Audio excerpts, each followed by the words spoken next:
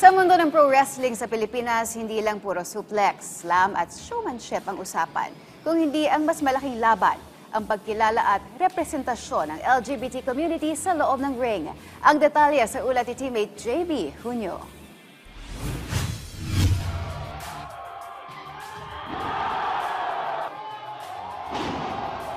Umuugong ang sigaw ng crowd sa bawat pasok ng mga Filipino pro wrestlers sa ring. Pero mas malakas pa ang mensaheng dala ng ilang atleta na hindi lamang lumalaban para sa titulo, kundi para sa komunidad na kanilang kinabibilangan. Sa panayam ng PTV Sports kay Versus, isang wrestler na parte ng LGBT community, inihayag niya na ang pagsali sa ganitong torneo ay kombinasyon ng fun at discipline.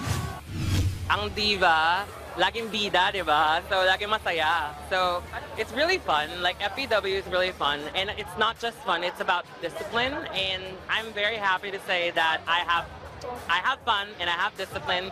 And it's the best combo to ever have in life. Dagdag pa ng diva, masculine sports mang ituring ang wrestling. Ngunit ang pagsali niya ay isang love letter para sa mga hater ng kanyang community. Aniya, isa rin itong paraan para ma-uplift ang womanhood at femininity pagdating sa wrestling. And may mga bading sa Pilipinas no? Pero like rare ka makakita ng parang LGBT person sa very masculine sports. It's more like malaking factor I guess yung madami taong galit sa LGBT. And this is my way of saying na I'm ready for all of you. Come fight me. Being a diva, it's not just being limited to the LGBT community, it's also uplifting womanhood and femininity. So I'm happy. I'm happy that I'm able to carry that flag. I'm happy to make sure that people respect women, respect trans people, and respect the LGBT community in the Philippines by fighting for my life inside the squared circle.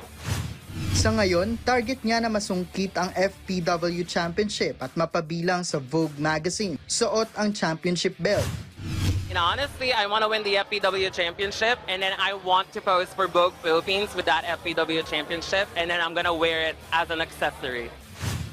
Hindi lang kampyonato ang pinaglalabanan ng mga LGBT pro wrestlers sa bansa. Ang tunay na panalo ay ang pagpapatunay na sa loob ng ring na kahit sino, anuman ang kulay at pagkakakilanlan ay may nakalaang espasyo sa komunidad. JB Junio para sa Atletang Pilipino, para sa Bagong Pilipinas.